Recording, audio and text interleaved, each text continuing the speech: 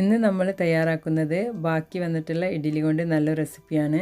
ഇത് നിങ്ങൾക്ക് കുട്ടികൾക്ക് ടിഫിൻ ബോക്സിൽ കൊടുത്തു വിടാനും ഈവനിങ്ങിലൊക്കെ കുട്ടികൾ വരുമ്പോൾ ഉണ്ടാക്കി കൊടുക്കാൻ പറ്റിയിട്ടുള്ള നല്ലൊരു റെസിപ്പിയാണ്. അപ്പോൾ അതെങ്ങനെയാണെന്ന് നമുക്ക് ഉണ്ടാക്കാൻ നോക്കാം. ഇപ്പോൾ ചൂടായ പാനിലോട്ട് ഞാൻ 2 ടേബിൾ സ്പൂൺ കോക്കനട്ട് ഓയിൽ ചേർത്തിട്ടുണ്ട്. ഇതൊന്ന് ചൂടായിട്ട് വരുമ്പോൾ നമുക്കിതിലോട്ട് 2 മീഡിയം സൈസ് സവാള ചെറുതായിട്ട് കട്ട് ചെയ്തത് ചേർത്തിട്ട് കൊടുക്കണം.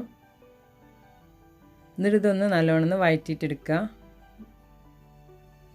ഇതൊന്ന് വഴന്ന് വരുമ്പോൾ നമുക്ക് ഇതിലോട്ട് ഒരു ചെറിയ 2 പച്ചമുളകും 2 വെളുത്തുള്ളി ഒന്ന് ചെറുതായിട്ട് കട്ട് ചെയ്തത് ചേർത്ത് കൊടുക്കണം. അപ്പോൾ കുട്ടികൾക്ക് കൊടുക്കുകയാണെങ്കിൽ ഇത് നിങ്ങൾക്ക് സ്കിപ്പ് ചെയ്യാം കേട്ടോ, പച്ചമുളക്. അപ്പോൾ നിങ്ങളെ ഇഷ്ടത്തിനനുസരിച്ച് നിങ്ങൾക്ക് ചേർത്ത് കൊടുക്കുക. പിന്നെ കുറച്ച് കറി ലീവ്സും ചേർക്കുന്നുണ്ട്. ഇത് നല്ലോണം ഒന്ന് വഴന്ന് വരട്ടെ.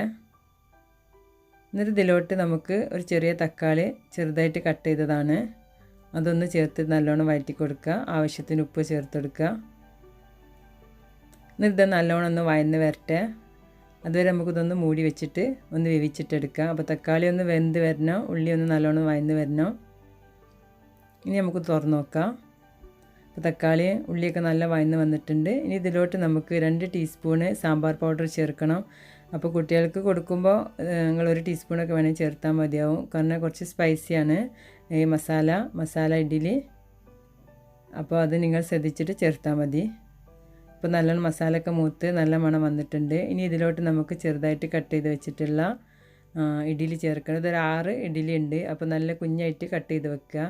നല്ല സോഫ്റ്റ് ആയിട്ടുള്ള ഇഡ്ഡലി തന്നെ വേണ്ട, അപ്പോഴാണ് നല്ല ടേസ്റ്റ് ഉണ്ടാവും അതിന്. ഇനി ഇത് നല്ലോണം ഒന്ന് മിക്സ് ചെയ്ത് കൊടുക്കണം. അപ്പോൾ നല്ലോണം മിക്സ് ചെയ്തിട്ട് ഈ മസാലയൊക്കെ ഇഡ്ഡലിയിൽ ഒന്ന് കോട്ട് ചെയ്തിട്ട് കിട്ടണം. അപ്പോൾ 2 ടേബിൾ സ്പൂൺ വെള്ളം ഈ സമയത്ത് ചേർത്ത് കൊടുക്കുക. അപ്പോൾ നമുക്ക് ഒരു സോഫ്റ്റായിട്ട് ആ മസാല കിട്ടാൻ വേണ്ടിയിട്ടാണ്. ഇതൊന്ന് 1 മിനിറ്റ് മൂടി വെച്ചിട്ട് ഇഡ്ഡലിയിൽ മസാല പിടിക്കേണ്ടി വരെ നമുക്കൊന്ന് വെയിറ്റ് ചെയ്യാം. ഇനി നമുക്ക് തുറന്ന് നോക്കാം. അപ്പോൾ മസാലയൊക്കെ നല്ലോണം ഇഡ്ഡലിയിൽ കോട്ട് ചെയ്ത് കിട്ടിയിട്ടുണ്ട്. ഇപ്പോൾ നമുക്കിത് സെർവ് ചെയ്യാം. അപ്പോൾ നമ്മളെ മസാല ഇഡ്ഡലി റെഡി ആയിട്ടുണ്ട്. പെട്ടെന്ന് ഉണ്ടാക്കി കൊടുക്കാൻ പറ്റിയിട്ടുള്ള നല്ലൊരു റെസിപ്പിയാണ്. അപ്പോൾ സാമ്പാറും ചട്ടിനിയൊക്കെ ഇല്ലാതിരുന്നാൽ ഇഡ്ഡലി ബാക്കി വന്ന ഈ രീതിയിലൊന്ന് നിങ്ങൾക്ക് ഉണ്ടാക്കി നോക്കാം.